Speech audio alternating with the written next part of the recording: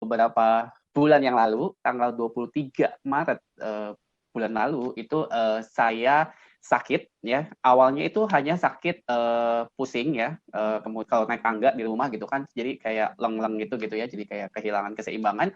Terus mual ya, muntah gitu ya. Itu beberapa hari setelah mengalami yang susah makan karena memang pada saat itu seminggu saya nggak bisa makan karena semua rasa kayaknya sama gitu. Jadi mau makan apapun, makanan kesukaan saya pun itu semua rasanya sama. Jadi nggak pernah ada rasanya gitu ya. Terus udah gitu ketika makan pun nggak pernah bisa 2-3 suap gitu. Jadi selalu cuma 1 sendok udah kenyang gitu ya. Jadi nah, saya pikir waktu itu adalah mah saya gitu kan, karena dulu sekali gitu ya saya punya mah gitu ya, karena mah saya saya pikir kambuh gitu kan, karena sebenarnya sejak beberapa tahun yang lalu tuh mah saya udah sembuh gitu ya, udah nggak terjadi lagi sakit mah gitu. Nah, apakah karena mah saya kambuh lagi gitu kan? Jadi karena seminggu itu benar-benar kondisinya sangat tidak enak banget gitu kan.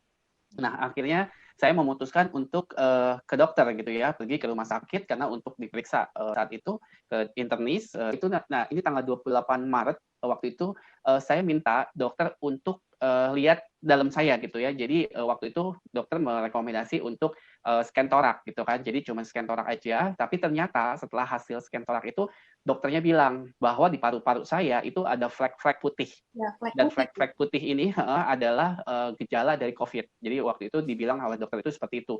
Jadi saya harus menunggu beberapa menit ya, kalau nggak salah setengah jaman atau 1 jam, karena mereka sedang mempersiapkan untuk saya CT scan. Di awal-awal saya cuma tahu orang yang COVID itu adalah apa batuk, pilek gitu kan, apa namanya seperti itu gitu ya. Nah sementara saya tidak mengalami yang namanya batuk pilek yang itu yang gimana gitu. Jadi saya sama sekali nggak pilek, batuk iya ada, tapi nggak yang seperti apa gitu kan.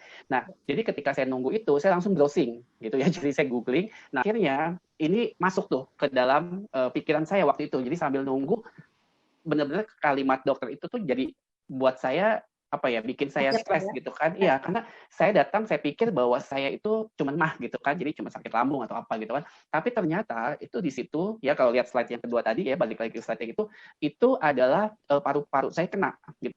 Jadi hasilnya memang persis seperti yang tadi saya browsing. Istilahnya paru-paru saya udah dipenuhi dengan flek-flek putih ya, kalau itu saya tandain. Nah, itu paru-paru saya kondisinya. Ya, seperti itu tanggal 28 Maret gitu loh, seperti itu. Jadi waktu itu setelah berobat saya cuma dikasih antibiotik ya selama 2 minggu dan harus datang lagi. Waktu itu pulang dari sana, di saat saya tidak bisa makan apa-apa, di saat saya tidak bisa mengkonsumsi buah pun saya nggak bisa masuk. Kenapa? Karena ya itu tadi gitu, semua rasa, semua pencernaan saya, indera penciuman saya pun itu semuanya tuh udah nggak berfungsi. Kenapa? Karena saya mencium sabun pun, apapun itu, sampo segala macam itu semua sama. Jadi baunya itu sama gitu. Jadi bukan wangi tapi bau banget gitu kan. Jadi itu udah nggak enak banget ya pokoknya. Jadi yang cuma masuk itu cuma alpha meta. Jadi selama beberapa hari itu gitu ya. Jadi saya konsumsi alpha meta itu dari pagi sampai malam itu bisa 5 kali karena nggak ada makanan yang masuk gitu ya.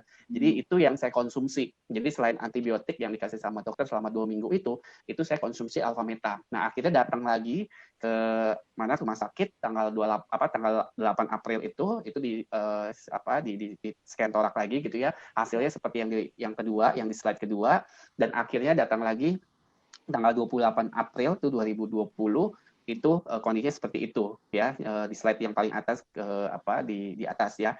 Nah, selama proses ini saya sangat bersyukur banget ya, karena saya ada di satu komunitas yang luar biasa banget, FFG yang tadi Mbak Silvi juga infokan gitu ya, di komunitas yang sangat positif. Jadi waktu itu sebenarnya betul banget apa yang tadi dikatakan, stres itu adalah salah satu faktor utama membuat kita asam. Kenapa? Karena waktu itu saya awal Maret ya, awal pikiran saya yang benar-benar waktu itu sangat ini banget lah, stres banget gitu ya, sampai saya cerita pun nangis gitu kan, karena memang ada sesuatu yang sedang saya hadapi waktu itu gitu kan. Sampai saya juga ketemu sama Bu Yuliani, thank you Bu Yuliani kalau ada di sini gitu ya. Jadi yang memberikan masukan-masukan yang positif buat saya waktu itu gitu kan. Jadi saat saya mengalami ini pun gitu ya, yang namanya Ibu Hera, Ibu Yuliani itu sering banget telepon gitu. Saya cuma bisa nangis sebenarnya waktu itu kalau Bu Yuliani telepon gitu kan. Tapi Bu Yuliani itu yang memberikan saya selalu kekuatan gitu ya, supaya saya tetap kuat, supaya saya tetap afirmasi, supaya saya tetap